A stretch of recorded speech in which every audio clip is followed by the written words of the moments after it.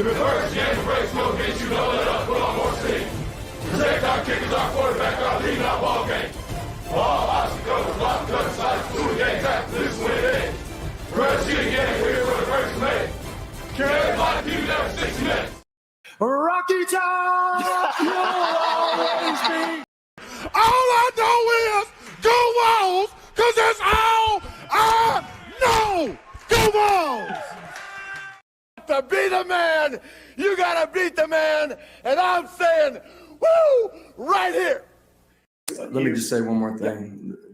The standard at Tennessee is to be elite on defense. This is the home of Reggie White, Al Wilson, Eric Berry. Hey, it's us against the world, fellas. Yeah. It's us against the world, fellas. Don't nobody believe in us. Yeah. Don't nobody believe in us. We don't need nobody to believe in us. I believe in you. I believe in you. I know you a dog. I know you a dog. I know we some dogs, man. Hey, all this preparation we put in, all this been talking about. Hey, it's time to go release pain, man. It's time to go put it in real. Let's go. Tennessee on 2, 1, 2, Tennessee. Ball, Tennessee, ready. Ball, Tennessee, ready. Ball, Tennessee, ready. But you know what? Let's talk a little Vols. That is not me trying to take any shine away from the phenomenal channel Talkin VAWLS and my guy Boogie Bentley runs. So shout out to them. But let's talk a little Vols here.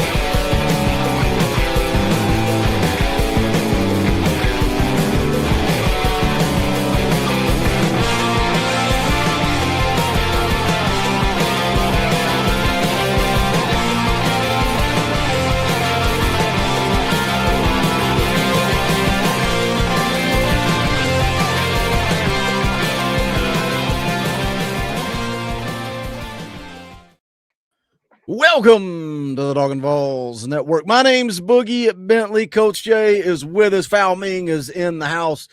Scoops is caught up. Scoops is caught up working for the man. He told me, he said, Boogie, this could be the last live stream before Christmas. And I said, most likely, Scoops, I don't know. We're going to be live on Tuesday night playing EA Sports College Football like always, but probably going to be the last live stream. He said, make sure the chat knows I love them. Make sure the chat knows I'm appreciative. Man, I am too. Man, what a good thing we've got going on this channel right now. Adding Scoops, adding Foul Ming. Shout out to all the guys that roll through this channel. Dauber, the X Factor, Dustin. They're more in-season stuff. But we are in the portal season. Portal chaos is among us, and the portal's not even open. That's the crazy thing. The portal is not even open yet, but it doesn't matter. Foul, do you think it gives us – this is backwards. Do we even talk about the college football playoff? Like, are you even watching – is it broken? Are they going to fix it? Like, who wants to sign up to watch a blowout this week? Pointless. Man, ball's on. I'm watching it. You know, I'm going to watch every game regardless. I tuned in and watched both blowouts. I think the Bama game and the Oklahoma game, for what it's worth, turned out to be more exciting than I think people expected. But man, I don't want to drag some of these smaller schools and some of these teams, but I think you gotta just pick the top 12. If you're gonna do 12 or if you're gonna do 16, whichever, pick just the top as they fall and let it be. If those teams work their way into a top 16, if they move it to that, so be it. Fine, put them in there. But just getting these auto bids for these small teams, and I think I heard somebody else say it. Maybe it was Hubs. if it's about the money, because I think they get like $4 million or something for making a playoff. If it's about the money, just give them the money for making that spot. You know what I mean? And let those two teams play or something. Have a big a bowl game for that. But we gotta do a little something different, man, because it's not a good look for those teams to come in and get blown out either. And all this money and all this stuff goes into the presentation for these playoffs and the build up, and it's for what? So if it's me, I'm fine. I'd rather just have 12, but if we go to 16, I'm cool with that. But let's get rid of this auto bid, man. I think we got to get rid of it. Yeah, in its current state, I don't like the auto bid. I mean, the Oklahoma game, like you said, was all right. Coach Jay is going to enjoy a defensive war like you saw in Miami and A&M. I was on that like a chicken on a June bug. I do think there should be a path for a G5 team to make the playoff. I do think that you have, your once in a million type teams, that have earned the right to get in there, but I don't think it should be an easy path. I mean, maybe that's just me talking. I mean, my dad went to a school, Muncie Central in Indiana, who played the Milan team, the Miracle Milan team that they made the movie Hoosiers about. Graduating class of 22, guys, of 22, beat a Muncie Central team that had over 25,000 students at that school. Had no business playing. So I think there should be a path. Do I think it should be easy? Do I think the G5 team should get in there if they weren't undefeated and dominant? Absolutely not. I think they need to be undefeated. I think they need to be dominant. And I think they need to have left no doubt that they've deserved a chance to find out how good they are. But I think they need to be in that special circumstance. I don't know what those exact rules are, but I do think there should be some kind of path for it for those special teams that have risen above the ranks of a normal G5 champion. Look at what you could have had, right? Oregon blows out James Madison. I know James Madison scored some points in the second half. What if Oregon was playing Notre Dame? What if Ole Miss, instead of blowing out Tulane, what if they were playing Vanderbilt? Vanderbilt belonged in the playoff. Like, they deserved to be there. I don't know if I'm on board with this. Oh, we got to create a path for them. You want to be there? Join a different conference. We live in the world where anybody can be in any conference. Money rules the world. We got teams that should be in the Big 12 that are now in the SEC. We got West Coast teams that play on the East Coast in the Big 10. You can do whatever you want to do. You can go wherever you want to go. Prove it. Go join a different conference and see what happens, because guess what? Those little teams like James Madison wouldn't survive. Those little teams like Tulane wouldn't survive. Sure, they're fun and it's a great story. A lot of people our age, coach, like to look back to that magical Boise State team that beat Oklahoma all those years ago and how much fun that was.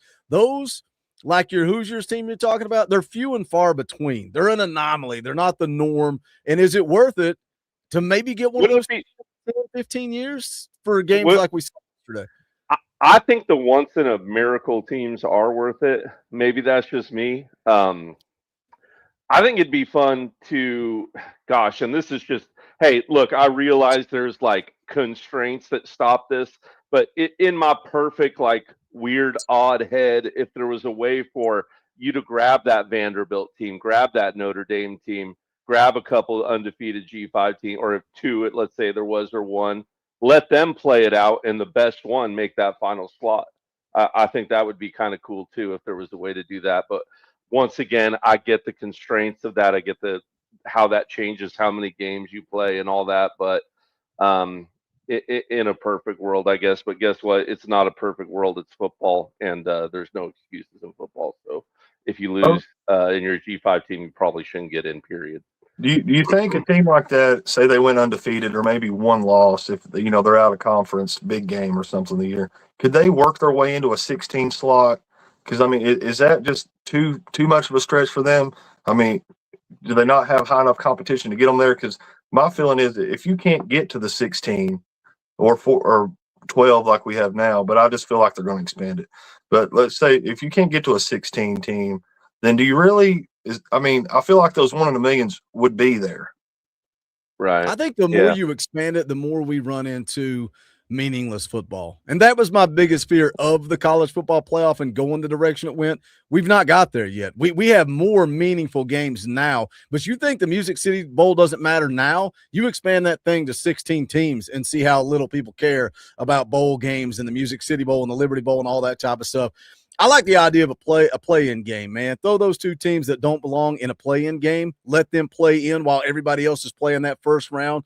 Figure that out maybe, but even still, in a play-in game, you're going to put Tulane in there in a play-in game, and who was the other team? James Madison, and then whoever wins that game is just going to get blown out anyway. It ain't going to matter. It's not going to change anything.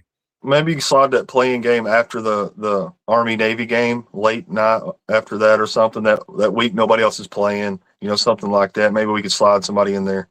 But yeah, I don't know. My point was I didn't have 10 minutes of college football playoff talk on the bingo card, but that's good. That's a good conversation, really. But my point being, not a good season. 8-4 is not a good season. Music City Bowl, not a good season. But we're not in the college football playoff. We're dialed in, focused. I think Josh Heupel has a game plan. I thought he had a game plan to go hire Jim Knowles. I think he has a game plan to attack the transfer portal. So we're talking portal news, rumors. Who else is on the way out the door? Peyton Lewis hit the portal today. There are some other guys that are rumored that could possibly be hitting the portal at Tennessee, and some of them could be starters in this upcoming season. We're going to talk about that. I need y'all to help me out, man. Hit the thumbs up if you haven't. I think about 10% of the people that roll through this channel hit the thumbs up, and there's another large percentage that aren't even subscribed. So hit the thumbs up, subscribe, click the bell, do all that YouTube stuff. We got some door fees, some super chats. We are grateful for those. If you're not a member, hit the join button down below. We are bleeding memberships. We need your support as we roll into the offseason. So if you would hit that join button or gift some memberships, it would mean the world to us. Todd Landers for 5 says, Christmas fee, the chaos has just begun. GBO. That's why I told Scoops, man, I don't know. We may be live again tomorrow night. That's why you got to click that bell so you don't miss out. You guys can share this thing out too. We only got 200 people watching. I feel like we need a good 300 to 400 people. Share this thing out. Let's see how big we can get that chat grown tonight. Brian Turner for 5 says door fee. Shout out, Brian. We appreciate you. Christopher Wells for 5. Christmas for the Bentley Young'uns. Well, thank you, Christopher. We appreciate that support. Tony Lee's been a member for 17 months. Shane Mountain front row for 2. Appreciate the super chat. Kevin Smith for 10 says door fee. LF. GBO. Shout out, Kevin. I appreciate you, my man. Joey Carroll for 5. Merry Christmas from the Carroll family to all of you. We'll right back at you. Merry Christmas to the Carroll family from all of us. Waniac says JMU and Tulane had zero biz in the college football playoff, in my opinion. I agree with that. Justin Campbell for 10. Dorfy, if Joey can come back, are we not going to use him? Are we still trying to get another one-year guy? Georgia has a good – is that supposed to be – corner. Good corner in the portal. GBO. We're going to talk about Joey in just a minute. We're going to talk about who Tennessee is targeting in the portal. I'm to the point now, and I've been a roller coaster, man. I didn't think Joey was coming back. He attached his name as a plaintiff. I thought he wanted to come back. I'm to the point now, the three of us were kind of messaging about it earlier today. Coach, I don't think Joey's coming back, even if they come out and say, hey, JUCO guys get unlimited eligibility, another year of eligibility. I still don't think Joey Aguilar's coming back. Yeah, I get that vibe. Like it feels like there's a bow on it for Joey Aguilar, right? And I think we all can kind of feel it. Could he take this team to a better record and end it perfectly? Yeah, he probably could. Like if the Knowles team flips it on quick, but I think Joey feels like he accomplished, everything he needed to accomplish in football personally. And I know he was ready to move on at other moments, right, in his life. And, for kids like Joey who play ball nonstop, I mean, you guys got to understand the amount of time that takes when you play football competitively, specifically the quarterback position. Growing up in California, it's different, guys, right? Like these kids never stop. There are young kids that we're around right now that are working at this position, 7, 8 years old, and it's going to be a 365-day job for them. every single year of their life from 7 to 8 years old to 8 to 9 to 9 to 10 to 10 and 11. So by the time he's there, these kids out here in California are 22, 23 years old. They played 15 years of non-stop football. That's a lot of ball, guys.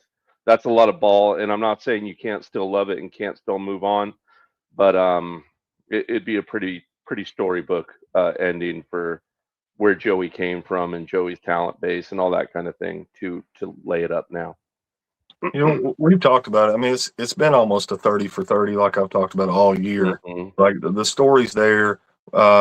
Wish we could have pulled out, one more of these just for him, maybe kind of get him a little bit of a run. But I think there just seems like in these interviews with him, like there's a calmness to it. There's a little bit of a peace with it. You can kind of get the vibe where, if something extreme were to happen, that would be great. But he seems okay with where he's at. He seems okay with what he's done and what he's accomplished so far. And how could you not be? Coming from where he came from, and getting on the biggest stage in some of the biggest games this season, showing out for the whole country. I mean, you have to be some, at least for him. I know as a season as a whole, as a team, maybe we weren't satisfied, but for him and his performance, I think you have to be pretty happy and pretty satisfied with how far he's come.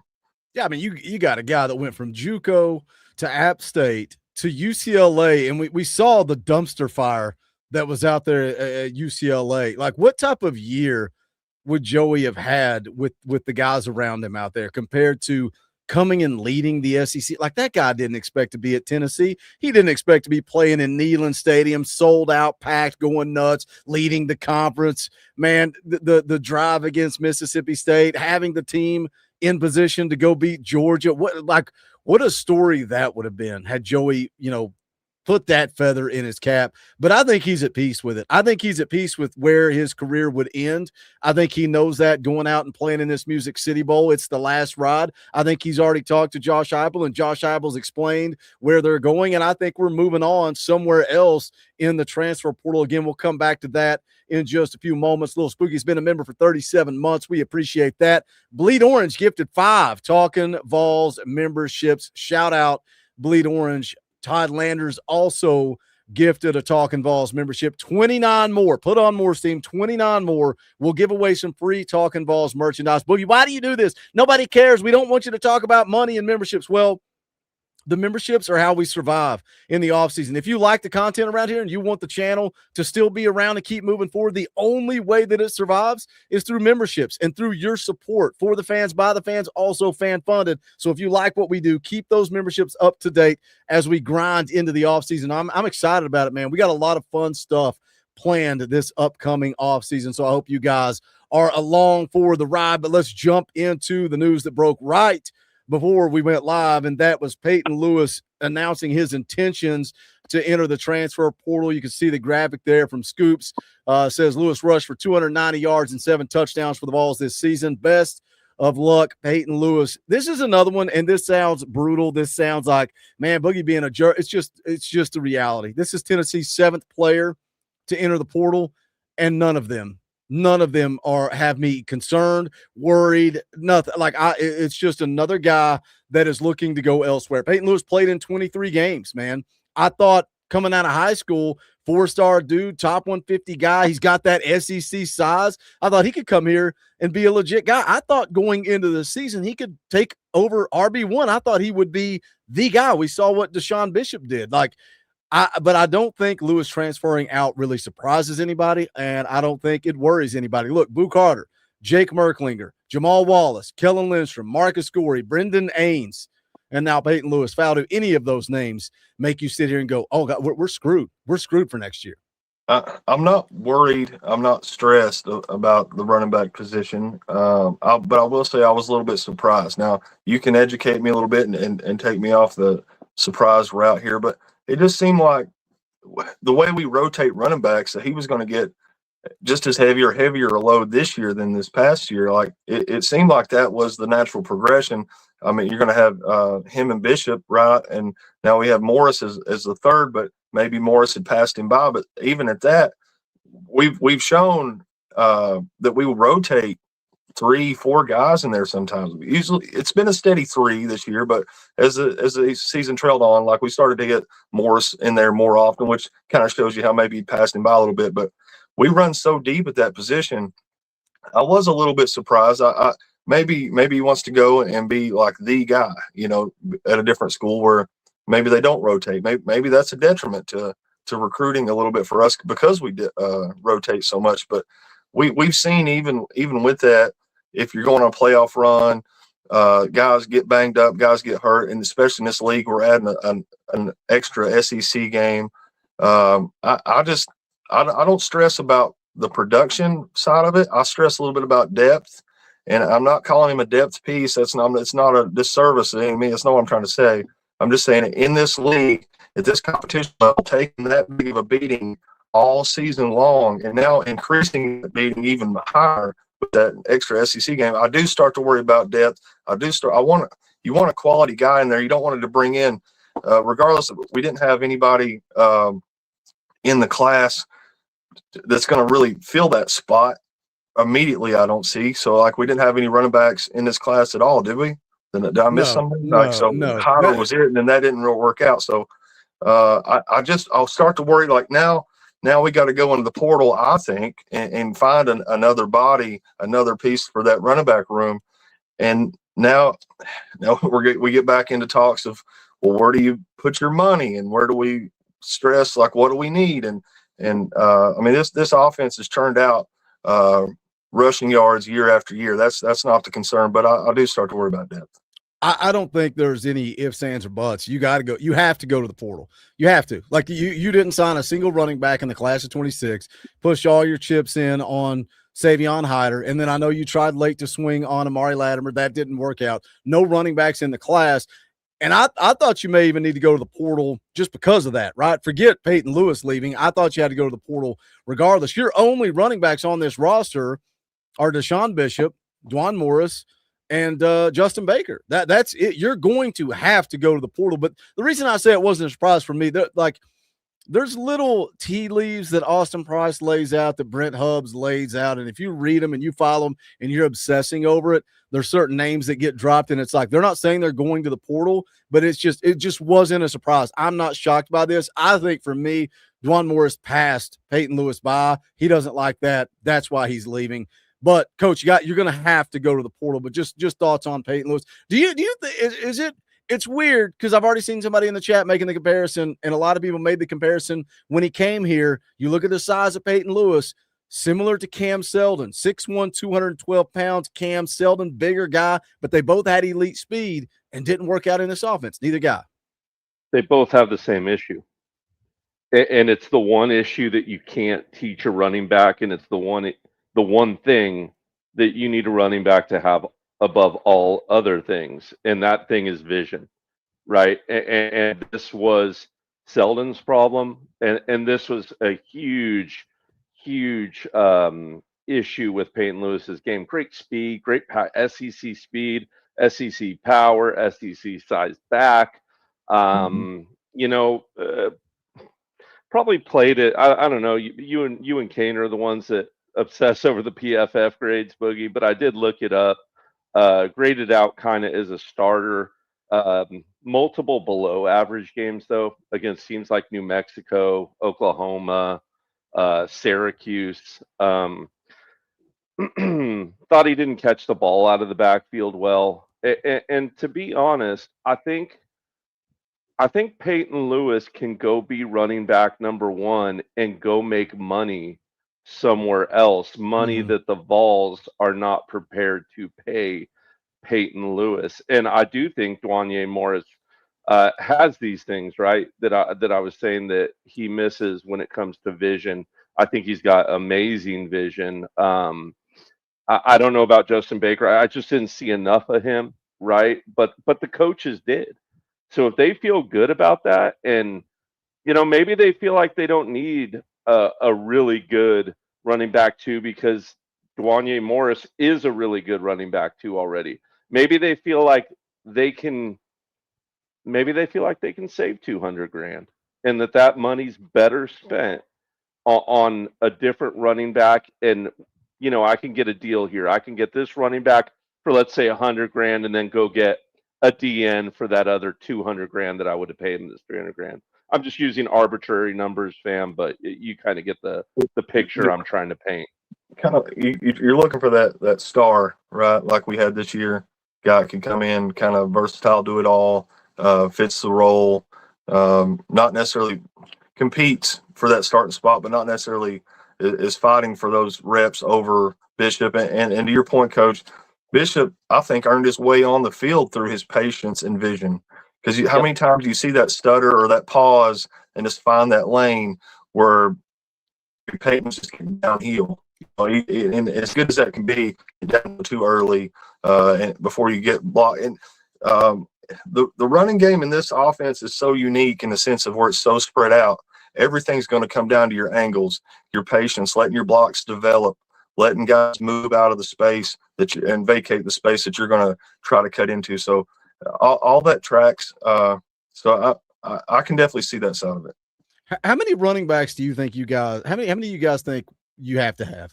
Like 3 is not enough. You got to at least get 1. I almost think you need 5 on a roster. You think you can roll with 4? I think 4. I think 4, but not counting necessarily a freshman that you don't know if he can depend on just yet. If you got 4 guys you think can take quality reps, I'm good with 4. See, I mean, like this year we had 3 guys, right? You had Star Thomas, Deshaun Bishop, Peyton Lewis, but it's like you just said, Fowl, you had Baker there if you needed him. You had Morris there if you needed him. That's 5 bodies in the room. Coach, you're muted, by the way. Okay. I think you can get away with 4, but I've got a caveat. I really mean 5. I think you can get away with 4 and a really, really good, walk on, wink, wink, if you know what I'm saying. Like that really good D3, D2 running back, right? You probably will never need him, but he was a stud at his level and has kind of earned a couple bucks on the side, if you will. I think Missouri found a pretty good running back that way, actually, a couple of years ago, if I'm not mistaken. Can't remember the kid's name off the top of my head. The backup for Missouri this year just entered the portal, and that's a quality running back there. He just sitting behind. Is it Ahmad Hardy? If I'm not mistaken, I think that's right. But it could be starter in several other places. I don't know what the price tag on something like that could be once you start getting it. I mean, if you keep trying to get the top guy at all these positions, the math's going to math real quick, and we're going to end up in a hole. So, but like we talked about, like if you have 4, and I hate leaning on a freshman because obviously we don't have one coming in this class. But if you lean on a freshman, if the 3 can carry you through the first half of the season and hope the freshmen get up to speed by the end of the season and towards a playoff run, then you can start to count that guy. Maybe that is your 4th, or maybe that is your 5th. But okay. Quick question while we're on it: how big a priority do you make it in your portal listing? Like yes, we all agree 100% it's crucial. We got to get somebody, right? At least one person out of that room. But how high up on the priority list, meaning how much money, sad as it is to say, do you want to spend there? I don't think it's a priority. I think it's if you find a guy like Star Thomas, you go get him. I don't know. Yeah, correct. Star, but. And if all of a sudden Baugh from Florida for some reason would be interested, then yeah, right? Like if it's the right kid who's just an absolute stud, then why not build a 2-headed monster? But they would have to have interest, right? Like real interest to come here. And Tennessee's really not going to chase someone like that down. It would have to be a kind of a Cinderella type situation. And look, too, when we're talking about money, and then we'll tie a bow on Peyton Lewis and move on to some rumors. But when you're talking about money, you need a guy similar to what you're paying Peyton Lewis, right? You take that money now that you have from Peyton Lewis and you go find his replacement in the portal and you call it a day and you move on. Like I have confidence in Bishop and Morris. That's it. You're looking for somebody because you have to have another body in that room. Let me catch up with super chats real quick. Bleed Orange for 5 says, Dorothy, what's up, Boogie? Coach Jay and Fowl, Merry Christmas to you and your families. Merry Christmas to you, Bleed Orange. Merry Christmas to everybody in the chat, man. It's good to be hanging out, talking a little Vol football on this Sunday night. Justin Campbell for 5. CJ Baxter is in the portal from Texas. He looked good on film at running back. Samuel Reiner Custom Knives has been a member for 44 months. Shout out Samuel. Says if we wanted to keep him, we would have paid him. Exactly. I like that's not always the case. That's not always the case. Sometimes you lose guys because they want more than you're willing to offer. I think that was the case with Nico. That's the easy one that everybody wants to talk about. I think that was the case with Jacoby Thomas. I think he wanted more than we were willing to pay, and now you're seeing maybe Jacoby Thomas was worth it. Brian Thomas has been a member for 25 months. We appreciate you, Brian. Major Mike for 10. Great observations about kids in California. My older brother coached there on 2 state championships teams. It's another level. I would like to know his name, but you don't have to put it in the chat because I bet Coach might just know who he is. Yeah, probably, depending on if it's – well, actually, some of the northern guys I know as well, but there's a healthy rivalry between us. But, yeah, man, it's religion here, to say the least. Justin Goforth for 5 says, Jim Knowles is one of the only DCs in the nation that has humiliated Coach Hype on the field. Glad that our offense can be battle tested every day. I don't think enough people talked about that. I think Jim Knowles being hired definitely gives Josh Heupel an opportunity to grow on offense. What did Jim Knowles see? What did you do to slow our offense down? How can we counter it and make it harder to defend? Iron sharpens iron. And Justin, that's a great point. And I don't think we really talked enough about it, but part of that excites me about the hiring of Jim Knowles. Let's move on and talk about some more transfer portal rumors. Are we looking at more departures? This is something we've kind of done every time we've gone live. Every time we've gone live, who are you worried about? What are the rumors? We talked about Caleb Herring in the Instagram post. I made a video yesterday on Lance Herb. We're going to talk about that in just a second. There's a lot of message board talk and speculation and rumors about Mike Matthews. I think that's low-hanging fruit, but is there any smoke there? We'll see. Somebody asked Austin Price. This was a great little thread on VolQuest and went player by player and said, can you comment whether you think they are leaving or whether they are back? You guys, I'll put it in the back room, actually. Probably be easier for you guys to glance at it if you want to. I hope that comes through clean. It's kind of a mess, but you guys can figure it out. Ricky Gibson. AP said he will be back. Lance Hurd. That's when we're going to talk. We're going to talk about Lance Hurd first. AP says 50-50. Depending on talks and where he and Sanders will play. David Hobbs, back. Caleb Herring, I lean that he'll be back. Jordan Ross, lean that he'll be back, but there is chatter out there right now. Dude, people are DMing me ridiculous numbers that Jordan Ross could be getting offered. I don't know. Again, rumors. Peyton Lewis, he said, lean not back. We now have confirmed that he is, in fact, gone. Mike Matthews, I lean back. Ethan Davis, back. So a lot of these seem to be going Tennessee's way. Look, but guess what? Nobody's safe, right? Nobody is safe. Brent Hubbs made a good point and said, hey, everybody's going to be at home for Christmas. What do those conversations look like, right? All of a sudden you're around your family. Hey, I got offered this. You can sit down as a family and have real conversations. Does that change anything? I don't know. But the interesting one for me, and it's why I made the video yesterday, and I think there is some real steam here, and I think it is worth a conversation, and it's Lance Hurd because – he's a guy that, hey, he had a great season in 2025. We kept kind of saying we're not talking about Lance Hurd, and that's a good thing when you're an offensive tackle. If you're not being talked about as an offensive tackle, that is a good thing. He was third team all SEC coaches honors. Hey, I got this for you, Coach. PFF grades. He improved it from 44.9 in 2024 to 67.4 in 2025. Played 832 snaps. In those 832 snaps, he allowed 1 sack, 17 pressures, only 1 sack. But the talk was always about the NFL, right? I thought Lance Hurd was going to the NFL. I thought he earned that. I thought he proved that. Some of the things I've been told is if he goes to the NFL this year, he won't be the top tackle. If he sticks around, he's productive again in 2026. He could possibly be the number 1 tackle overall on the draft boards next year. That's a big difference in money. Here's where it gets interesting, though. If he does come back, he's not opting out. He's playing in the Music City Bowl. If he does come back in 2026, is he going to be at Tennessee? And, Coach, I really want to get your thoughts on this because the whole conversation is about right tackle versus left tackle. Brent Hubbs said he's waiting on his NFL feedback, but obviously is keeping all of his options open. Will be interesting to see what happens if he returns to college football. Where does Tennessee think they are with their young tackles like Bennett Warren? And where do they see Jesse Perry's best position? And what is the best use of their money roster-wise? Another CEO decision. If Lance Hurd returns, that is a possible first-round draft pick. That is a possible number 1 overall offensive tackle. That is a possible big-time payout that you got to make to keep him here. When you've got Dave Sanders, who you told, hey, play right tackle as a freshman, then we're going to move you over to left tackle. Brent Hubbs mentions Bennett Warren. Where does Jesse Perry fit into this? Do you keep him at right tackle? He played really good at the beginning of the year at right tackle. Is that the answer? So how do you balance all this? Is the whole left tackle versus right tackle thing, is that blown out of proportion, Coach? I mean, to a degree, right? It's everyone wants to play left tackle. We all know why, right? Because there's a big giant paycheck waiting in the NFL to protect the blind side, right?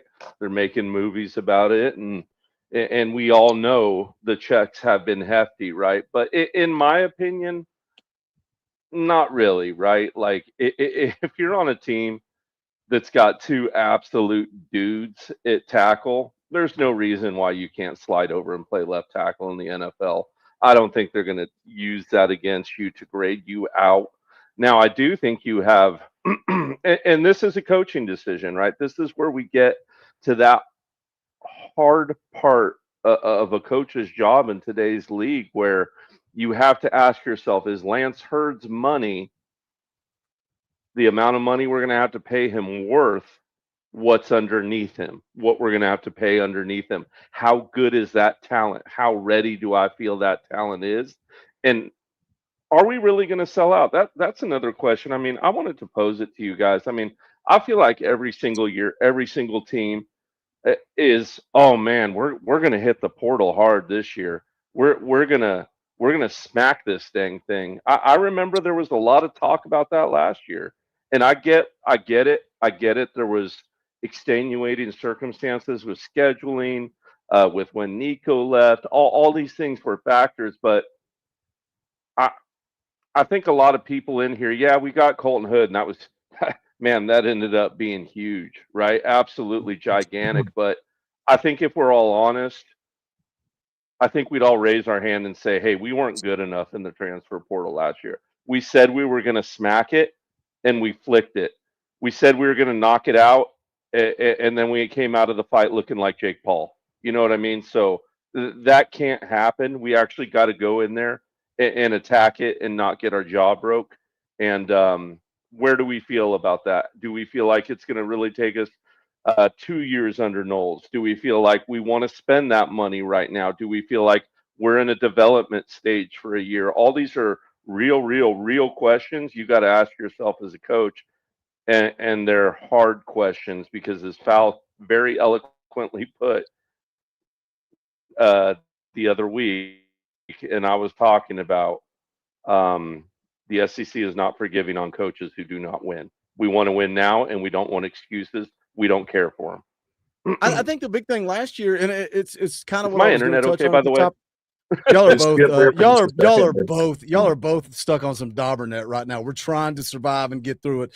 The thing is, last year we were focused on a college football playoff. We were focused on a national championship. That's why the system is broken. The calendar is broken. The timing is broken. Is that on Josh Heupel? Of course it is. Yeah, you're the head man. You're the head coach. You're the CEO. You better figure out how to prepare for a college football playoff and how to prepare your roster for the following year. Now, this year, it's the Music City Bowl. I think Josh Heupel is dialed in, and I think we are going to attack the portal, and I think several little birdies have been in my ear telling me we are attacking the portal. If we do not attack the portal specifically on defense, I'm going to be asking some questions to several little birdies that are flying around my house right now.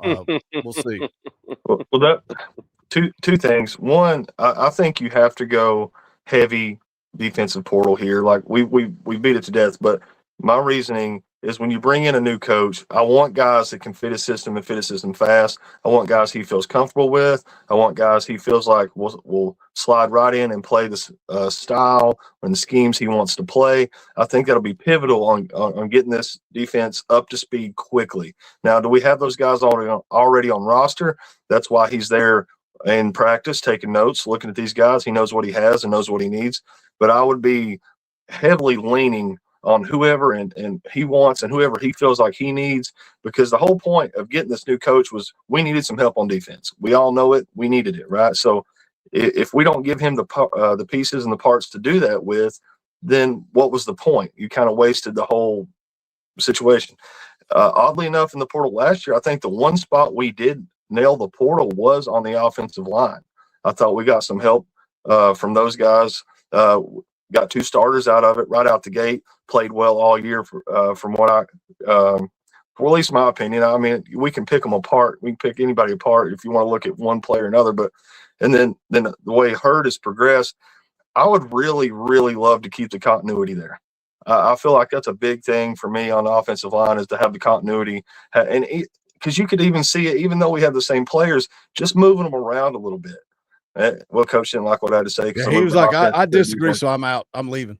As soon as I left defense, he's out. But I mean, you could just see once we started moving guys around just a little bit, sliding guys back and forth, even starters, but just that little bit of change, it was a little hiccup in the offense. And in a couple weeks, it took sometimes more than a couple weeks just to get that spot back or get that flow back. So I would really like to keep Hurd. I hate saying it, but I know it comes down to dollars and cents. I know it does at the end of the day. But the natural progression, I don't think is that disrupted because regardless, you're going to have another year there. Like Dave's going to have another year before he goes to the draft anyway. So I would imagine that he could still have a full season at left and get that tape if that's what it's all coming down to. And you want to get because it's not just I don't know that it's left tackle money in college as much as it is left tackle money at the next level. So as long as you're going to get a full season and get that tape out there, I don't really see the problem there. And he talks about how much he's learned from Hurd and how much they've worked well together. And that almost having him around could even help Dave's progression, right? So I'm all about keeping him and keeping that continuity across the front. I know it's dollars and cents, but that's just my wishful thinking. Here's where it gets more interesting because it was a different thread. And somebody said, if Hurd comes back, does Dave still move to left tackle? And never say never. AP said yes. He said, so is Lance Hurd going to come back and accept either you're playing right tackle or you're done, you're leaving? It's crazy to me. And again, look, we're speculating, right? We don't know what Dave is thinking, what Dave is saying. We don't know what the coaches are saying. This is all just speculation. I can't imagine Dave throwing a fit. I can't imagine Dave being like, I'm playing left tackle or I'm packing up and leaving. That's why this conversation, because I'm on board with you, Fowl. Like, this has never been in my head. It's just been like, oh, if Lance is coming back, he'll play left. Dave will play right. We'll leave Jesse Perry at guard. And, man, we're cooking. We got the same 5 back. And, you know, what you were talking about earlier with shuffling guys around, that's a different conversation because we're going into spring camp. And then we would go into the summer and go into fall camp knowing what this lineup looks like. We would know that Lance is on the left and Dave's on the right. We would know that Jesse's on the inside, right? It's not, well, Jesse's at tackle, but if he slides in, we got to shift this guy. No, we know who our starting 5 are going into spring camp, fall camp, and the 2026 season. But, man, I don't know what dudes get paid in the NFL. I don't know. It's like me and Kaner were having this conversation off air the other day when we were recording Locked On Vols, and we brought up Darnell Wright. Like, he was the 10th overall pick. He's got a 4-year, $20 million contract, almost $21 million contract. He was all rookie. Like, the dude he's doing okay. I think he's doing okay. He's one of the best in the NFL right now, and probably the best right tackle in the NFL right now. I mean, so why not just be a right tackle? Agreed. That's when I say, Coach, is it blown out of proportion? Is it agents in your ear saying, hey, you play left tackle, you're going to get more money, and that means I'm getting more money. That means I'm getting more money. It's also a badge. Right. It's also a badge of honor. It's like I'm the top dog on the O-line. I will say that there's a little bit of a what's it called? Like there's a little bit of that goes along with it. But at the end of the day, they're both super important. And if you have a breakdown at either spot, you're going to know about it pretty dang quick. I'll tell you that. I think the good thing is if Hurd does transfer, if it doesn't work out, Dave's going to left. I think Jesse's going to right. I think the question then becomes the interior. You got Sham back. You got Sam back. You got Wendell Moy back.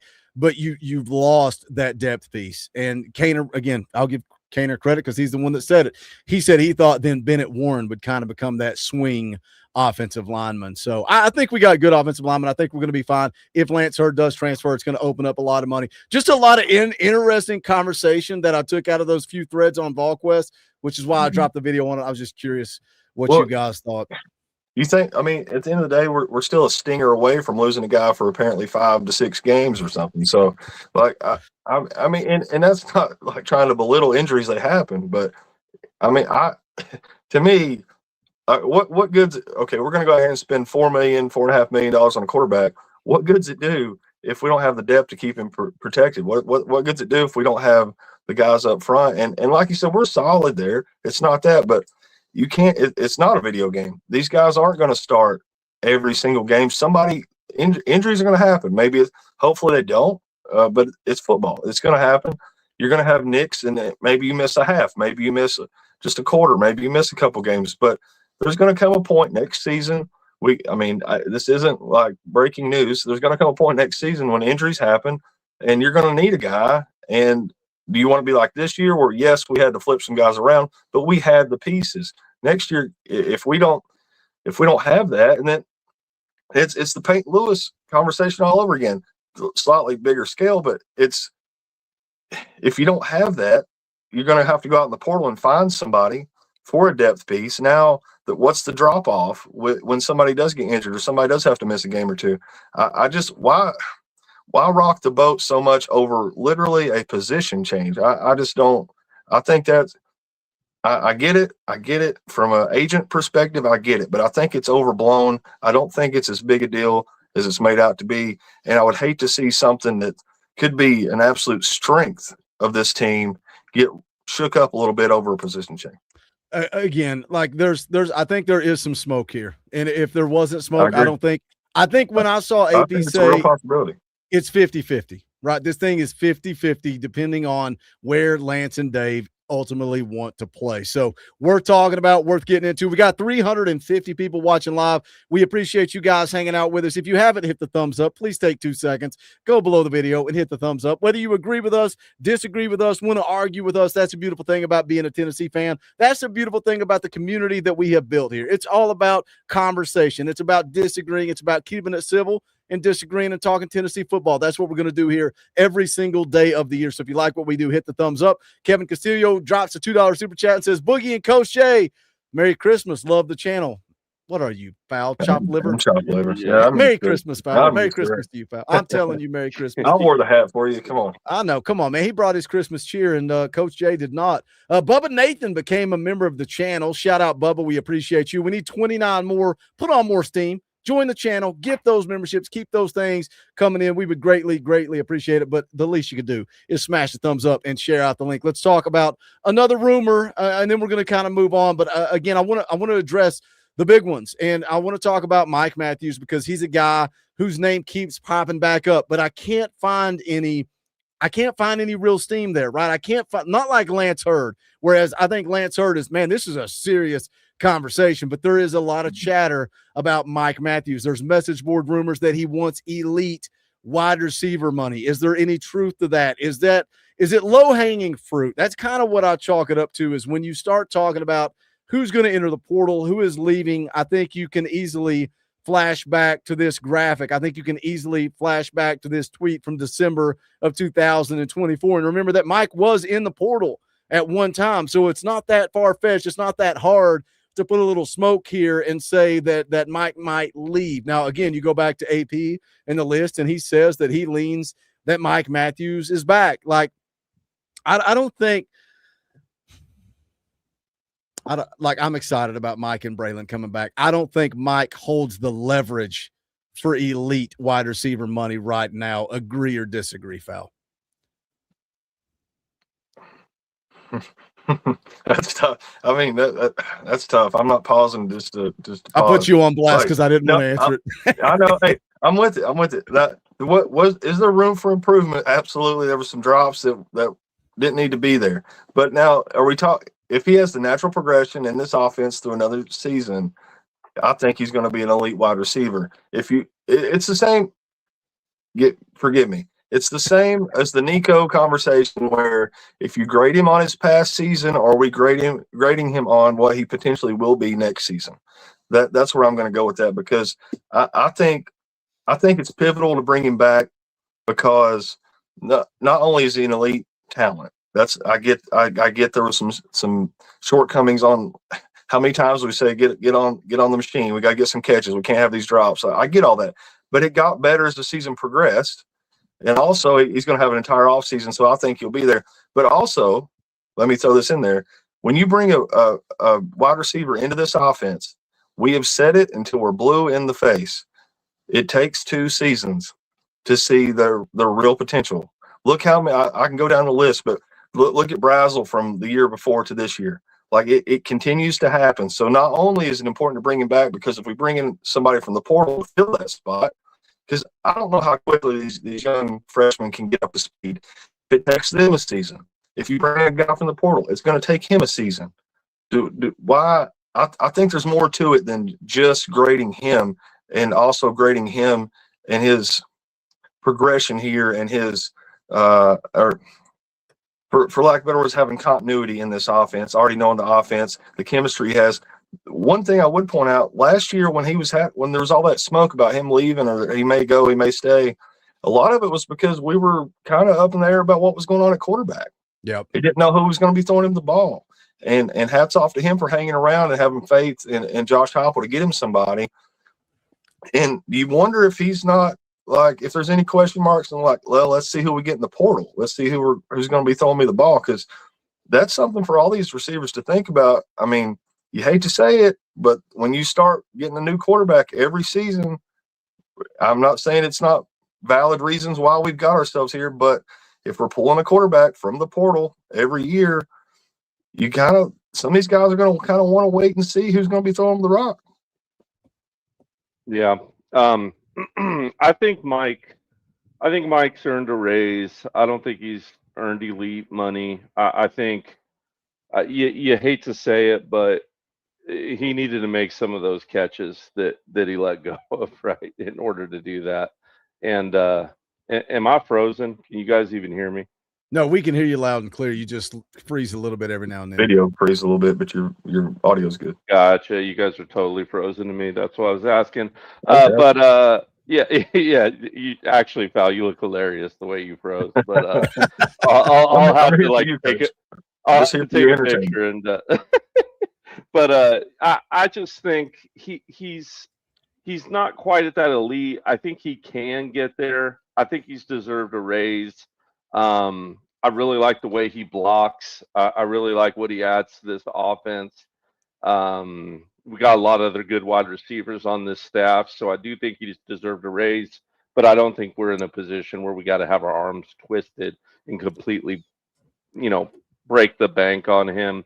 I think who is going to be playing quarterback is important to all these young wide receivers. So we'll see how that goes as we muck through this transfer portal mess. Well, look, instead of talking about Mike dropping passes and what he should have done against Vanderbilt, I think we got to bring some positivity. Too many times on YouTube, on the internet, on social media, it's all about negative, right? We can make a video about Nico transferring and 40,000 people watch it. Meanwhile, we make a video about Nico setting up a charity and donating money to cancer research and the fight and all that stuff, and 1,800 people watch that video. That's the world of social media. If Mike Matthews hits the portal, 20,000 people are going to come through this channel and badmouth him and talk about it. But Mike and Braylon, we addressed all the portal rumors. I want to shine some positivity. Mike and Braylon were the forerunners for some positivity. We tried, we can say this now, we tried to get them on the channel. We couldn't get the timing to work out. I was talking to Brian and Braylon and trying to get it to happen, get those guys to come through and promote what they were doing here. You can see the tweet on the screen. Mike Matthews, Braylon Staley, they did a Hope for the Homeless blanket drive. They raised over $5,600 to try to get blankets and jackets and coats to the homeless. Just take a listen to this clip. It means a lot, I pray a lot and I put everything through God. So just understanding that I have him on my side and coming out here, not really knowing what's going to happen, but thankfully people came out. Thankfully people got a lot of things that they could use elsewhere and they could really take care of themselves. Just the family support behind this too as well. Both our families out here supporting us. That means a lot because, they just don't support us on the field, but they support us in everything we do. Start embracing the community more, It's a lot of behind the scenes stuff that we don't really see going on, but being able to give back and just the little things means a lot to everybody. It means a lot to me just because sometimes we don't realize how grateful we are just to be in the position we are in, playing for the university. And, it's always good to give back to a community. Good stuff, man. I love it. Man. When I saw it on Twitter, you guys know I've got a pretty good relationship with Brian. I immediately hit him up. Man, Braylon's a good kid, and he comes from a good family. And I've briefly exchanged some messages with Mike's mom, and I know she's awesome too. She's pretty active on social media as well. I just think Mike and Braylon, yeah, they're football players, and yeah, it's easy to criticize. Look at the way that Braylon, man, he got drugged through the coals. He had a rough game, fumbled that punt, dropped some passes early in the year, and guess what? He bounced back the next week and balled out and continued to ball out all year long. Freshman All-American or all SEC, all conference. I love both these kids. I think both these kids are going to be back, and I think we got two special ones in that wide receiver room. Yeah, I couldn't be more proud of those guys just for doing that, man.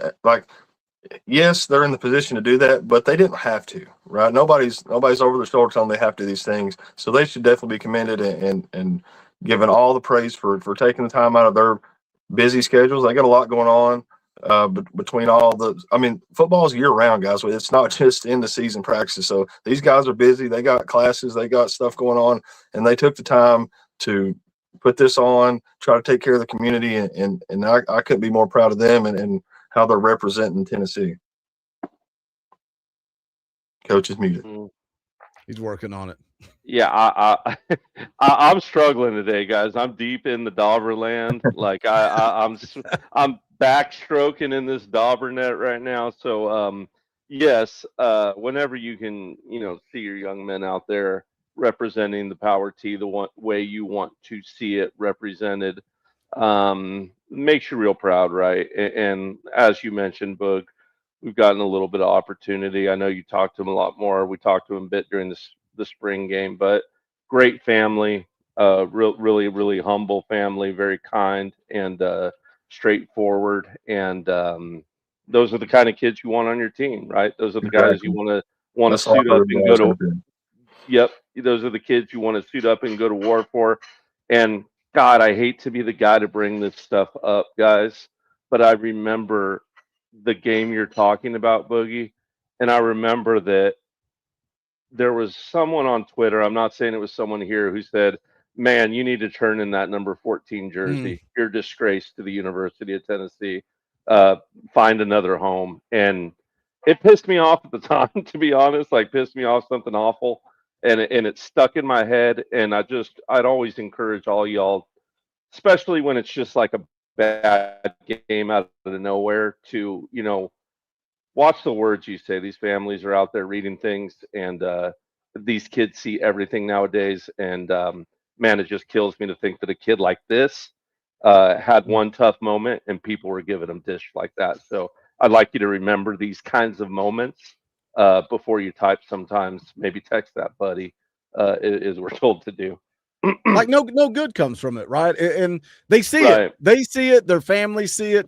It's like, how many times have we said, like, Dave Sanders, his family watches this channel. Braylon's family watches this channel. So many of the players' parents watch this channel on the regular. They don't just see what you guys say in the live chat. They see what is said in the comments. They see what is said on Twitter. I've told this story a million times, but it's hilarious because you guys turned it into a bit. It wasn't me. It wasn't anything I did. McCallum Castles, I said one thing about, I don't know if he'll be successful here, and you guys turned it into a bit where I hate McCallum Castles, and you would say it every live stream. You would say it every time his name came up. We show up for the orange and white game 2 years ago, and I hear, hey, is that Boogie Bentley? I turn around and go, yes, it is. Nice to meet you.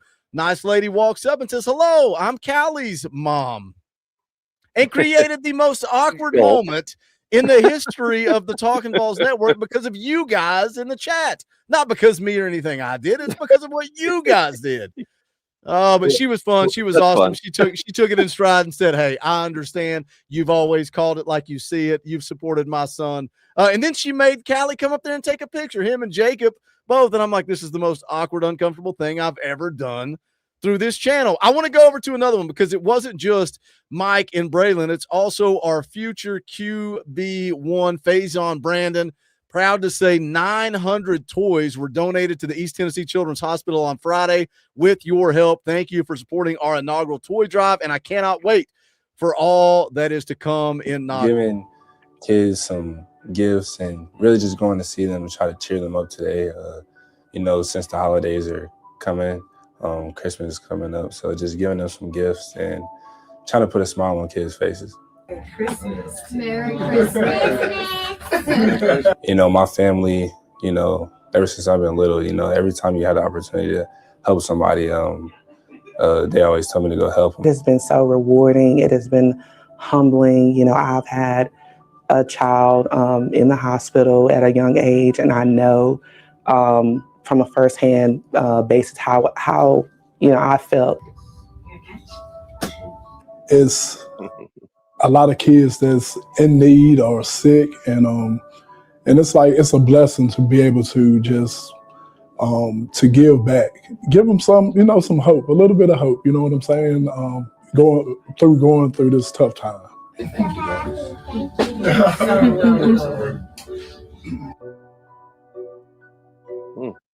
Man, me chills, man. That's our future QB1 right there. Every time I see stuff like this, man, it's hard for me. I always get a little choked up when you start talking about kids and helping these kids out, and especially kids in need or they're sick and need a smile on their face for just a minute. So love to see this stuff. Great job by him. And hats off again to this staff who you see keep bringing in quality young men. Like, you see the guys that they want to bring in, the guys they want in their locker room. And these last two videos you just showed is just a plain example of that, man. They're bringing in guys that you want to be around, you want in your facilities. Mm-hmm. Great stuff. We got a couple of more rumors we're going to get into. We're going to talk about now. We talked about the guys that may be leaving.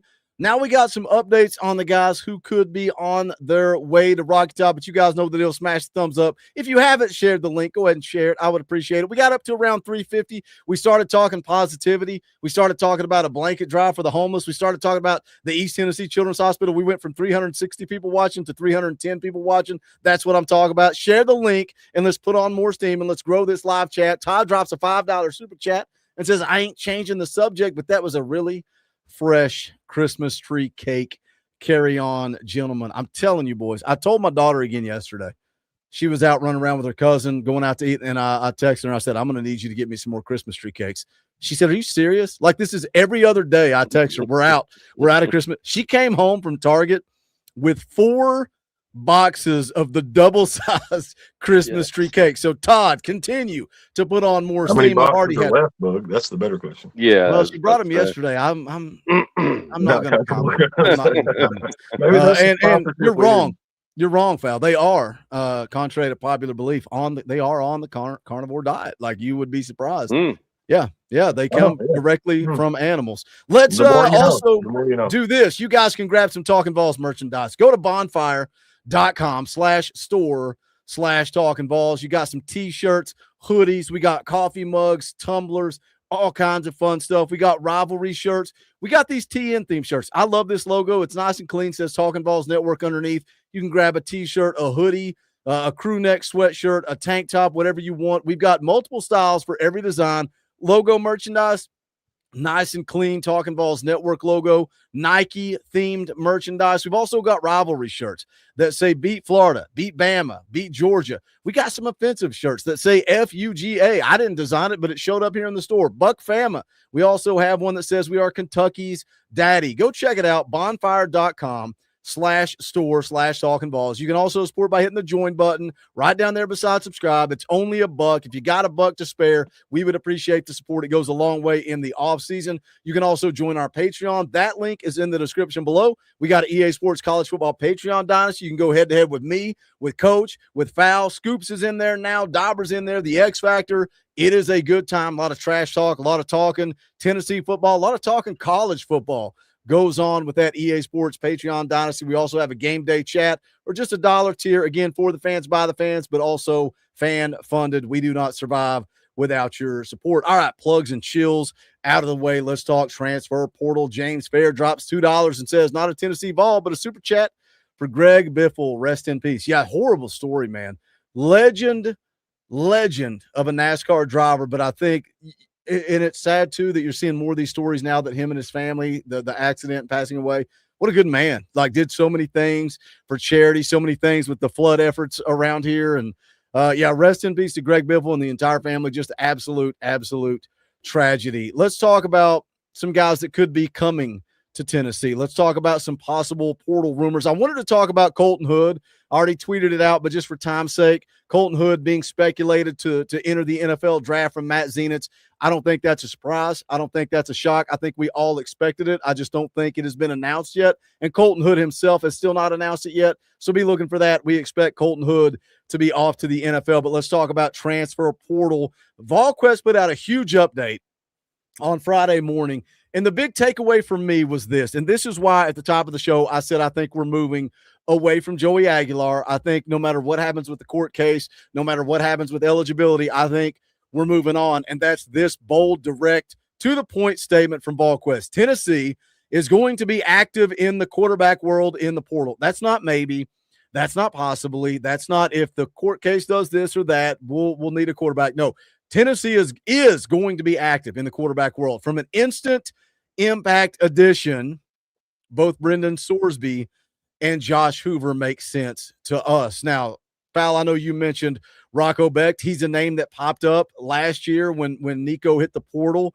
He was floated around a lot, but the rumor, the speculation is now Matt Campbell on his way to Penn State. Penn State is the early team to watch for Rocco Becht. There's a bunch of other names out there. We speculated on the kid from North Texas, but doing the digging, doing the research, everything tells me it's either Josh Hoover or it is Brendan Sorsby. We've talked a lot about Sorsby. $4 million offers from multiple schools before he even entered the portal. We've talked about the connection, family being in Knoxville. His brother-in-law coaches football there. His parents moved there. We've also talked about the fact that his girlfriend committed to Texas Tech. We know Texas Tech is in the market for a quarterback. Is Tennessee willing to spend?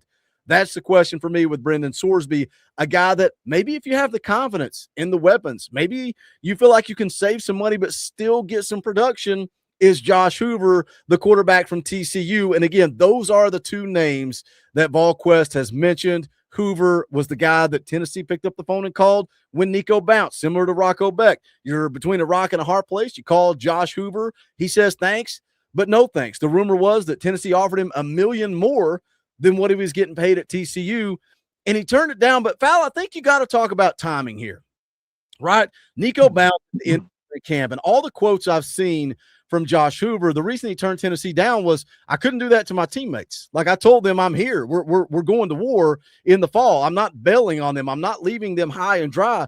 There's a big difference in finishing the season, finishing your commitment, and then entering the transfer portal like Josh Hoover has done. And also it's sitting there at the end of spring camp and getting a phone call and going, oh, I can make $1 million extra. I'm out. I'm bouncing. I'm going to Tennessee. I think that showed his loyalty to the team for the 2025 season. Now, ultimately, he's in the portal. A lot of people are saying, well, he already turned down Tennessee. He's not coming here. I don't think that applies to this situation.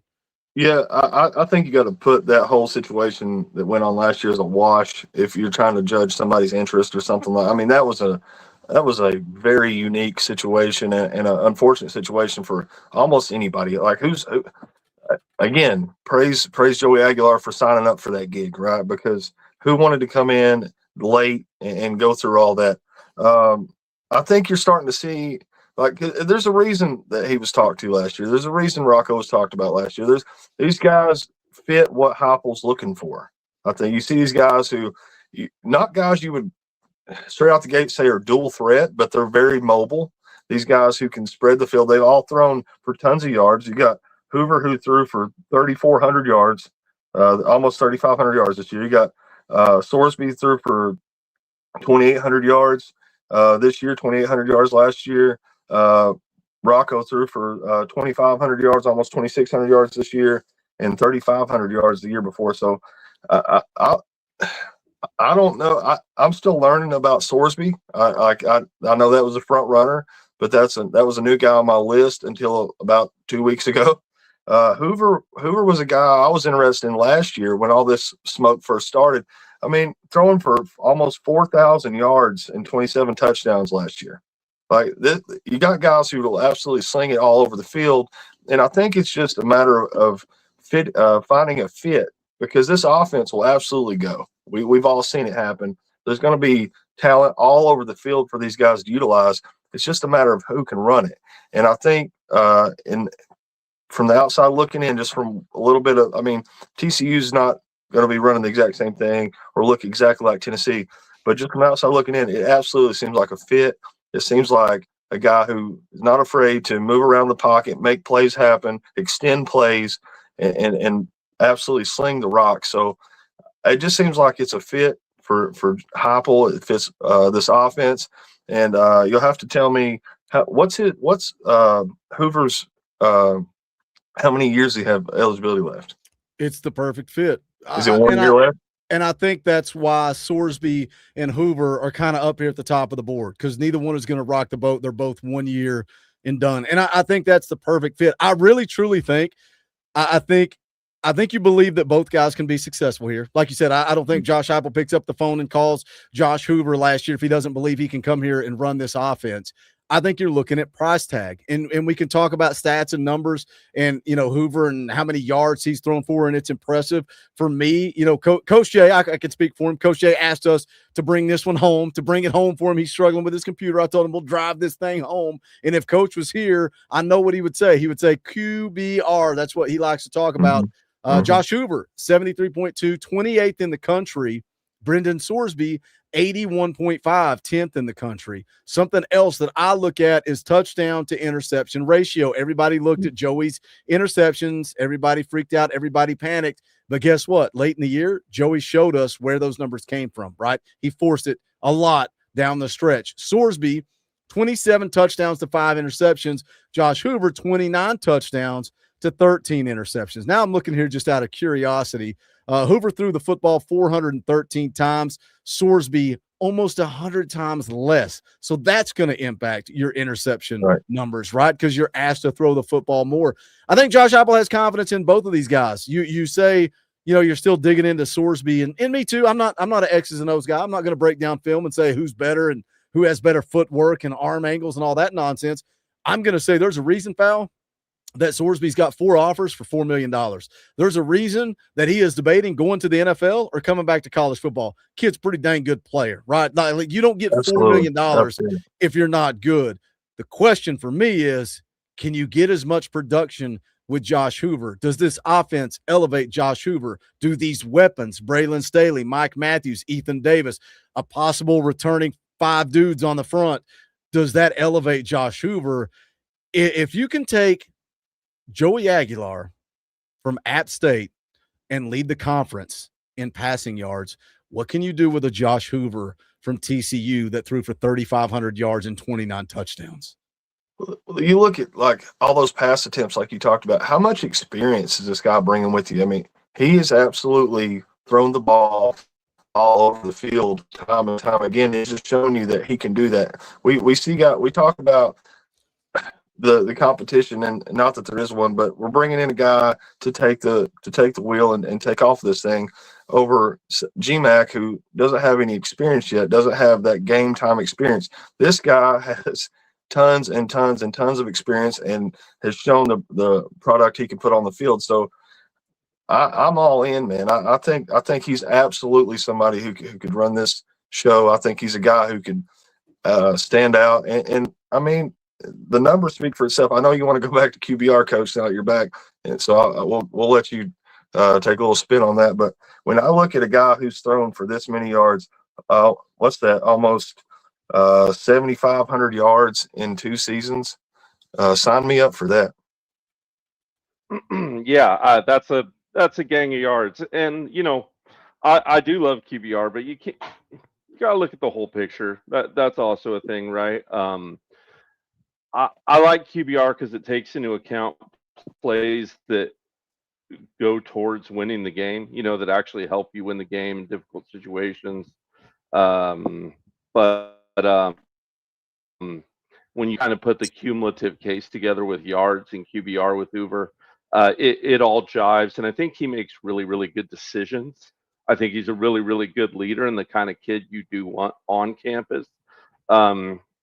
Yeah, I think Hoover's got to be the number one target right now. I know last time we talked about it, he wasn't on the list, right? So I like the idea of having him able to come. It'd be a great pickup for the Vols. It's 9,600 yards in 3 seasons, basically. He redshirted. That doesn't count. He had two yards that year.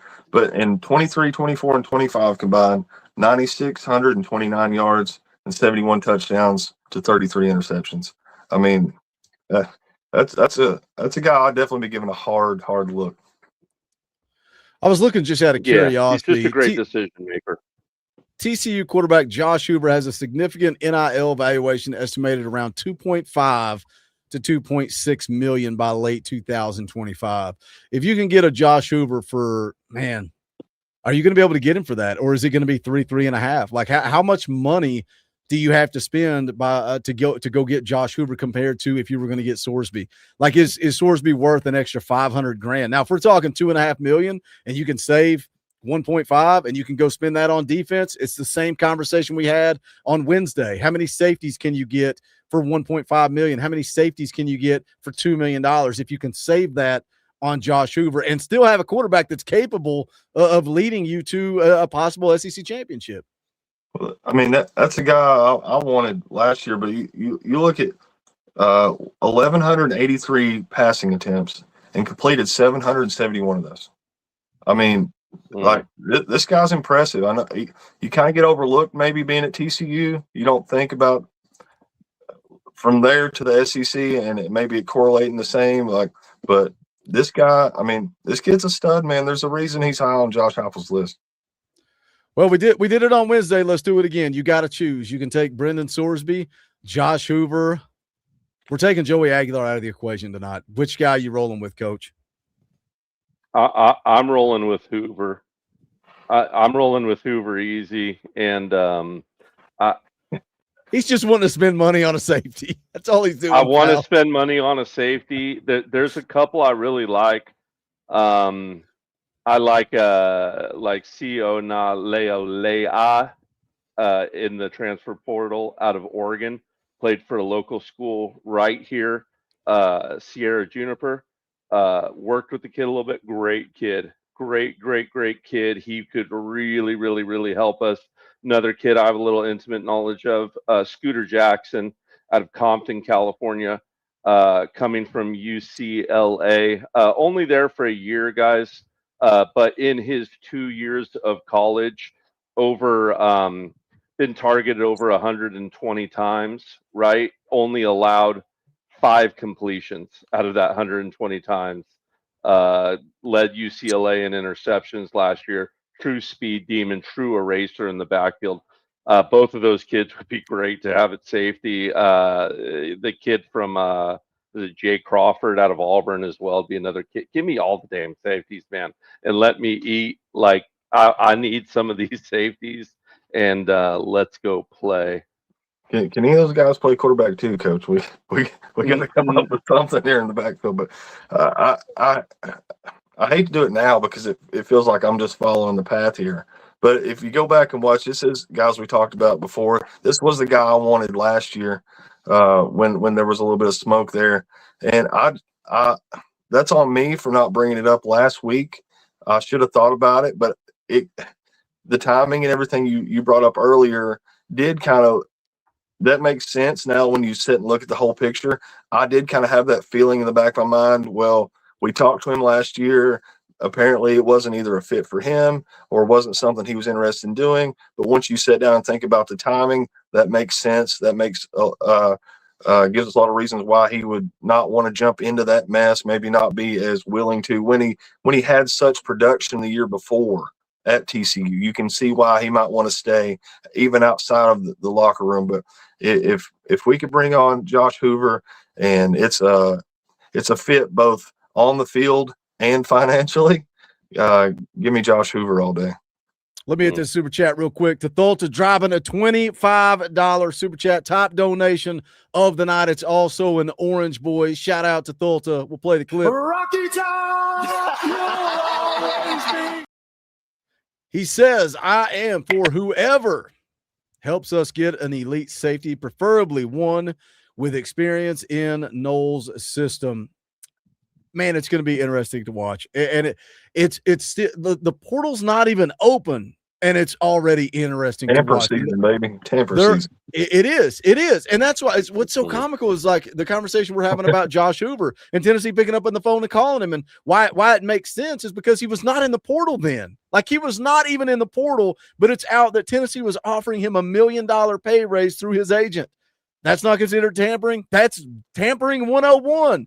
But it's just the world of college our whole football. roster right now. Yeah, It's they were calling our roster in the season, like confirmed, like zero doubt, zero hesitation. Tampering is happening. But let's talk about Tatholta wants some safeties. Let's talk about some transfer portal rumors. Where is there actual smoke? Right, we can do like Carl. I don't know if Carl's in the chat.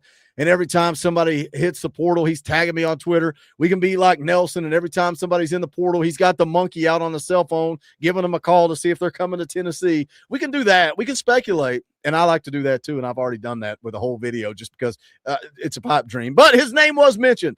Chaz Coleman's name was mentioned, and Chaz Coleman freaking fires me up. An elite edge rusher has entered the transfer portal from Penn State. So he played for Jim Knowles. He was recruited by Jim Knowles, but it seems like all signs indicate he's going to end up at Ohio State. However, VolQuest did mention him. They said that he's somebody that Jim Knowles knows. Jim Knowles coached at Penn State, and Tennessee definitely has interest, so we won't be surprised if Knowles reaches out to him about rejoining him in Knoxville. Ohio State is thought to be heavily involved, and the favorite with him being an Ohio native. Coleman visited Ohio State coming out of high school. However, what's his relationship with Jim Knowles? Can he pick up the phone and call Chaz Coleman and swing for the fences and see if there's maybe some interest there? There's a list that VolQuest put out, and that is number one on my list for who I would like to have. Let me rattle off some other names for you guys if you want to jot them down, or if you guys have a list of your own you want to talk about. Malik Blockton at Auburn is another guy that they mentioned. Defensive lineman with 2 years of eligibility remaining, said that, Tennessee might swing at him. A lot of people surprised that he entered the portal, and he is going to have plenty of options. Defensive back, this is one that popped up, and I was looking at it today, and this one, man, it excites me that this name popped up on the radar. Jabril Rawls from Florida State. VolQuest says FSU transfer is someone we could see Tennessee taking a look at. Tennessee is looking for depth and playmakers in the secondary. The ability to find versatile players is important. He's got 2 years of eligibility remaining, played in 7 games this year because he missed the last 4 due to injury, but in 7 games had 40 tackles, 2 TFLs, a pick, 2 pass breakups, and a fumble recovery. I like this guy a lot. There's another one at Colorado. Tawfik, is that how you say it? Tawfik Byard? I have no idea. Yeah. Colorado. Yeah. VolQuest said staying in the secondary, won't be shocked if Tennessee takes a look at safety transfer. Tawfik Byard, he is the younger brother of former Titan Kevin Byard. The Vols are looking for multiple safeties out of the portal, in our opinion. Those are the names that VolQuest put out as early, just little nuggets of who Tennessee is likely to be looking at. Fowler, any of those names on your radar or anything that you've seen out there, any rumor, any smoke? We could. I just want to throw out another name that I haven't seen on any. I don't have any smoke. I don't have anything like that. But Penn State corner, Elliott Washington. I think that might be Elliott Washington II, but to be more specific. But that's just a guy I've watched. I've seen a couple games. Actually seen him play. Just kind of jumped off the page a little bit to me. Had 18 tackles, 13 solo tackles, interception last year, 26 tackles, 18 solos, and interception the previous year. That's just a guy that I've seen. And part of that, we'll go back to the Penn State thing. We all know we get into the if you get into the dynasty with us. So I've got to see this roster a little bit up close and personal a few times. I've had to play with this team for the last couple of years. So that's just a guy who's always seems to be making plays. He seems to have a nose for the ball. always in the right spot. I think we're going to need help at corner if Hood's going to go on to the NFL, and already familiar in Knowles' defense. So that's just a guy. Me personally, I have no reason other than just my own eyes to say this is somebody I would be personally interested in, and this is a guy I would like to go after. But that's just a name I wanted to throw in the hat. Any Penn State guy, there's smoke, right? I don't need to see Volquez say it or anybody say it. If it's a Penn State player that Jim Knowles coached, there's smoke there, because if they're good enough, guess what? Jim Knowles is going to pick up the phone and call them. Now, are they going to come here? Do they have interest? I don't know, but I think there is smoke to any Penn State and even a handful of Ohio State players if they do enter the portal. What about you, Coach? You got any other names you want to talk about? Blockton was on there. I brought up the kid from Oregon. I understand that that's a bell we would have to ring, and the UCLA kid as well. But I would ring, more D lineman's bell. Mateen from Wake Forest comes to mind. I want to pronounce his last name. It's like Irabagoba or Irabagoba. Let's be honest. That's the hardest part of transfer. It really is. I have no idea. Is learning new names. Yeah, forgive me. I don't have a broadcasting a degree, but yeah, just bodies along that D line would be really, really helpful to this team. Even like some guys in lower divisions, like the kid from South Alabama, Dominic Wiseman, really, really good squatty body defensive lineman. There's guys out there, and we just need to go out there. And I'm sure the coaches are right now watching more film than, you could shake a stick at, trying to figure this thing out, trying to get ready, and trying to find those, Norman Lotch, trying to find those Colton Hoods. I think this coaching staff's been really good at hitting at the ones they get on, but we need to hit early and we need to hit often this year. I don't want to be late to some of these parties, and that's why I'm saying, like the list you just rattled out, to me, I want to be on, and maybe they are, I want to be on more calls than that. I know it's early in it, but ring everyone's bell, man. Let's really get aggressive in this thing. And what do you guys think, man? Like, I want to stay on this topic. Like, how many top tier defensive guys do you think we bring in? You have to. I say 3. Top tier. Top tier makes the question interesting, though. I think you have to have an elite safety. I think we going to have to bring in an elite corner. And depending on they keep bringing up all these names that could be leaving on the edge. So if there's smoke there, and the chances are you lose one of them, we need somebody on the edge too. So that's 3 musts for me.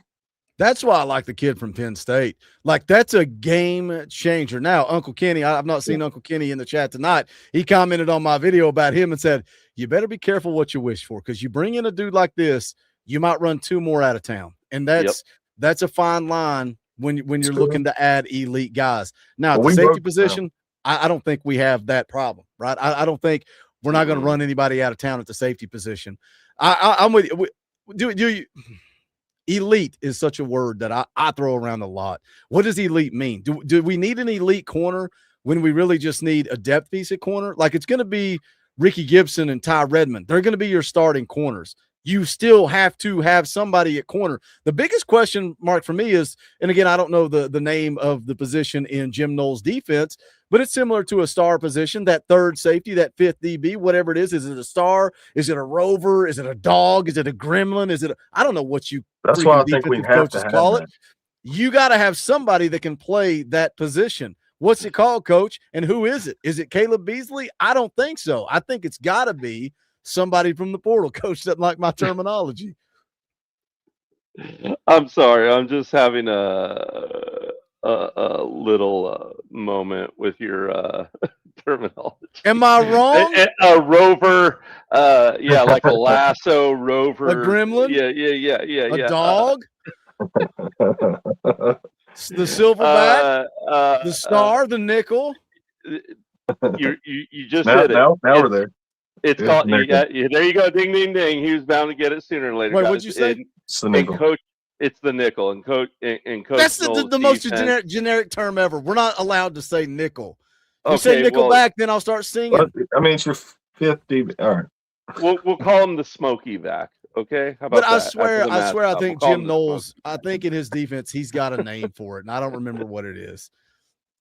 Yeah, all for the style of defense that he runs, it's called a nickelback. Yeah, That's you boring. can assign any name to it. Star. I don't think I'd call it like a rover necessarily. That I don't think that terminology fits, but you could put some kind of name to it, like I said, some kind of fun, name to it. One of these days, I'm gonna get you on here and I'm gonna start speaking wrestling lingo, and I'm And gonna just laugh at force you. me. You have no idea what I was I can saying. be like, Anyway, let's get back to it. Let's get back to it. Who do you I got- see somebody on this defense that can play that position? No, I want to look at the depth chart. I mean, well, I'm trying to think off the. Well, here I just can top of my head. rattle it off to you. It's Caleb Beasley, Idris Farouk, Sidney Walton, Dylan Lewis, Ty Redmond, Trey Poteet, Marcus Gorey's gone, William Wright's gone, Colton Hood's gone, Timothy Merritt. I just don't see anybody like Jalen McMurray and Montrell Bandy, who was a redshirt senior walk-on, who I joked about in the Vandy game, and he actually got into the Vandy game because Boo Carter was gone. Jalen McMurray. Who is it? Who is like your star position was Boo Carter, Jalen McMurray, and a walk-on, and all three of those guys are gone. Well, the correct answer is Elliott Washington with his 4.3 40 and 24 miles per hour on GPS and 50 whatever some tackles in the last 2 seasons. But that's a fair answer. The portal is a fair answer. in. I think you have to go to the portal to get it. Yeah, I agree. I do think, in there. Sorry. Yeah, I do think you need to grab a nickel back. I do agree with you there, Bug. I think you need one. I think it's got to be priority over cornerback, certainly. I mean, you you could put Farouk there, but you wouldn't want to. You know what I mean? Like he could do things in the box for you, but I don't think it's ideal for tracking a slot wide receivers around. You better have some elite speed to track a slot. Exactly. I mean, you're looking I don't know if he'll be there next year. I mean, but just like a branch type guy, like you have to have somebody that's going to go step for step with that guy. Yeah, you got to have a demon. I agree. You'll need to find one, that's for sure. I keep staring at 24 miles an hour. I'm like, that's insane to me. That's the fastest recorded top speed in Penn State program history. Bottom line is, I think you have to have at least two safeties. I think you have to have at least one corner and hope that some of the young freshmen come along. I think you need one or two defensive linemen. You need a lot of help on this defense, a lot. And that's why the conversation about spending $4 million on Sorsby, that's a real conversation because we're playing with monopoly money and we have no idea what the budget looks like. We have no idea how much money Josh Heupel has to play with. But we need a lot of help on defense. We talk about all these weapons on offense, and I know I've been preaching we still need a quarterback or else this offense in 2026 is going to be wasted. We have to have a quarterback. It don't matter. If you got a quarterback, you score 50 a game, they might score 60 a game, and we're going to have to keep up with them. Let me hit this one from Wayne. Wayne driving the Orange Boy. We like Orange Boys around here. Let's play the clip. Rocky Top! Wayne for 20 says anything on Daniel Harris from FUGA. You can see it on the screen from Hayes Fawcett. 6'3", 195-pound corner, had 30 tackles and 3 passes defended in his time with the Bulldogs. Appeared in 20 games and will only have 1 year of eligibility remaining. What's the price tag on a guy like this? And while you guys were talking, I was doing some digging to see. I've not seen his name mentioned by VolQuest or by any of the experts. Now, when I go to his On3 profile, the big 2 teams that I see mentioned are Missouri and also Texas. Now, does that mean anything? I have no idea. Have you guys heard anything about Daniel Harris and where he could ultimately end up? It's not come across my radar, so that I haven't seen any smoke with Tennessee particularly, but other than that, I haven't done any digging. I haven't either, and I don't know. Quite frankly, for my money, I would spend it elsewhere after taking a little bit of a look at Mr. Harris the other day. Let me hit this one real quick. Corey Smith's been a member for 38 months, says good safeties Preferably. Yeah, I think at least two safeties. Two safeties, a corner, defensive lineman or two, and if we got the room, give me three safeties. We just need that help in the secondary on defense. I think we are going to call it a night. Man, an hour and a half. I told if Scoops had been on here, it would have been a 2-hour show easily. Yep. There was just so much going on, so many rumors. That's the way we do things around here in the offseason. I know we still got the Music City Bowl coming up. We're going to do EA Sports College Football Night on Tuesday night, 6:30. It is going to be the second Christmas special. We did a Christmas special last week. Maybe we do it again this week. We're going to go live on Sunday before the bowl game. We're going to do a tailgate show on Tuesday, a post-game show after the game, and we're going to be streaming like this anytime something pops up between now and even into the offseason. We get into recruiting. If there's a lot of news, a lot of rumors, a lot to talk about, we're going to jump on and we're going to talk about it. January, I expect to be complete chaos. We think it's bad now. Once that portal opens, that's when it's going to get wild. So make sure you're subscribed and dialed in. Smash the thumbs up on the way out the door. If you haven't shared the stream, share it. Let people come back and watch the replay. We would appreciate it. If you're not a member, those memberships drive us in the offseason. Keep those up to date. But that is going to do it for Coach Jay, for Foul Ming. My name's Boogie Bentley. This is the Talkin VAWLS Network. Go Big Orange.